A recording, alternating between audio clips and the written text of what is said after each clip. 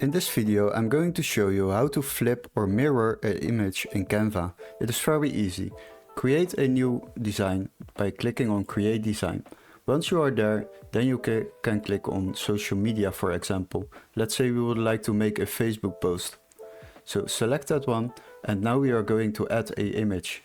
You can upload your own image by clicking on Upload and then Upload Files, or you maybe can use another image, but I will use this one for now. As you can see, this is imaging a man looking to the right side.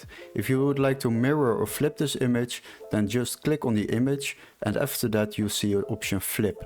Now you can flip it horizontally to move it to the left side, and if you would like to flip it vertical, then you can flip it upside down.